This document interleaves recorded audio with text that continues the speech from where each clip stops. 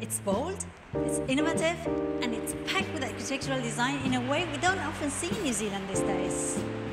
It follows the principle of sustainable architecture, and its aesthetics have won several awards. But a year after its opening, only a few of the tenancies are leased. On the K Road front, all but one are vacant. Is spending money on design a big mistake in the New Zealand property market? The developer has risked a lot of money, and with so many tenancies vacant, you have to wonder whether the risk is paying off. Is this venture a success? Analyzing the social context and the physical environment are the first steps in the process of architectural design. The building sits on a bend on K Road, so the design solution is a narrow entrance on K Road opening up into a courtyard leading down to Cross Street. Ironbank doesn't have a front and a rear. It has two frontages to two very different streets. You could ask, why such a grand entrance on an obscure little alley? You'd expect this to lead you out to a grand public square, or at least something. Instead, it takes you straight to the brothel.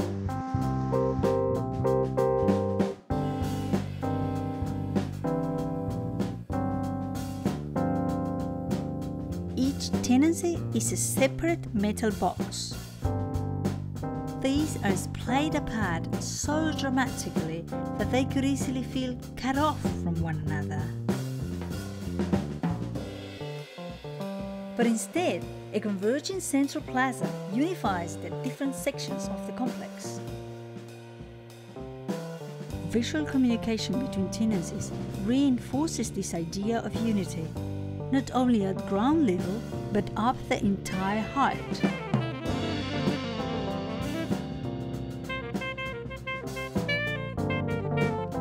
The result is one object, without the need for enclosed corridors.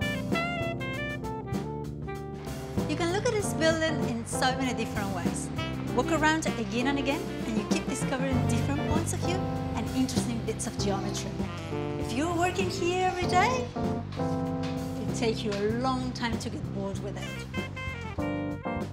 Making a stack of metal boxes, each splayed apart from one another, creates a dramatic effect. This would have taken a lot of attention at the design stage and added another level of difficulty during construction. Anything out of the ordinary requires more design, more time, more care. Even the services shafts are at odd angles. Angles add cost. There's more work involved, standard sizes of materials don't fit. Ironbank is definitely a one-of-a-kind building. The materials, the geometry, the rusty steel finish is the signature of this project. I really like the lightness and movement of the glass panels.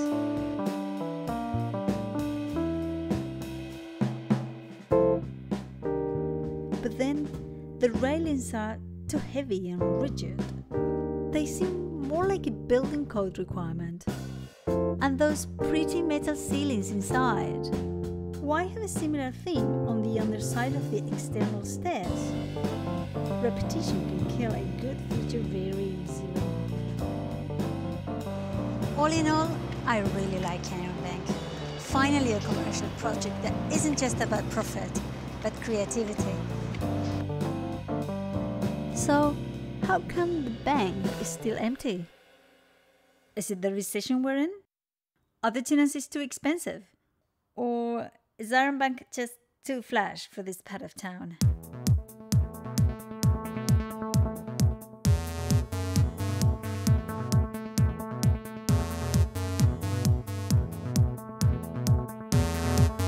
K Road is one of the most iconic and colourful streets in New Zealand. To most people, it's the historic home of Auckland's red light district. Today, it's the nightclub district and the home of the city's gay scene. By day, K Road offers art galleries, tattoo studios, fashion designers, boutique retailers, and a host of individuals doing creative work, with some bars and cafes to bring them together. Most of these activities take place in older buildings. Some of them have been beautifully restored, and some need a little bit of TLC.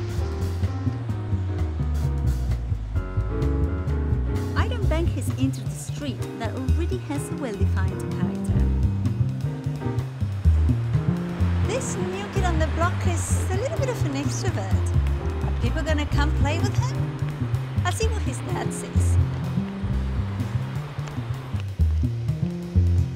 Hi Richard. Hi Laura. How are you? Good, thanks. So, tell us about this awesome building. We were really interested in the contrasting street conditions of the K Road and the cross street side. K Road being a very heritage street with lots of ideas of presentation and decorative building facades, and cross street being a very low grade service lane in a sense which had no architectural consideration. Looking at the buildings that make the fabric of K Road, I can see a bit of a departure with Ironbank from what's already there. Right, yes, well it's quite a different building from even anything else in K Road, as you'll have noticed. First of all in scale, it's quite a bit taller, and that's part of the reason why we've broken down the mass of the building into individual parts, into separate towers and then individual boxes. So we got this thoroughfare between K Road and Cross Street. Yes, yeah, no, that's a central idea of the building, that we wanted to connect these two streets. Urban space really doesn't work with a dead end, so it needs to have a destination. It's when you've got that pedestrian flow that people see an opportunity for business, and so we're really hoping that that street will be catalysed by this development. So what's the potential of Cross Street to become more commercial? I mean, you only have to go as far as Melbourne and some, you know, obviously a lot of European cities to see retail operating out of far more tightly scaled areas than that. And I think that once an area starts to develop on a primary street, you naturally get secondary and tertiary streets opening up after that. K Road is really the heritage precinct. It's really in the facade treatment that knits it into the 2 to 3 story scale of heritage buildings on the K Road side. And behind that screen we've relaxed the approach, and we've also stepped the scale up from 3 stories to 4 to 5 and to 6 on the back towers. So it's about an appropriateness of scale and architectural treatment to the front of the building. So what would be the contribution of Ironbank to the urban environment? Well, I guess it's a slightly tricky question to ask. It's already got an immediate contribution, but it really takes people to make things happen. So we're looking forward to seeing the building fill up with people. I think if we didn't do projects like this in our city, then the risk is that these sort of streets become like museum pieces that don't really have any real function in today's growing city. I admire the knowledge and passion put into making Ironbank. Visiting the building is an exciting experience, but it isn't a commercial success on the Cairo scene. And that's sad, because I do want to see more design on our streets, more of this risk-taking and new approaches. Maybe Ironbank is empty because it is in conflict with its context at a social level. Does it suit the demands of the Cairo public? At the moment, probably not. But then Cairo could easily become gentrified. Maybe that's the bit the developer was taking. Maybe.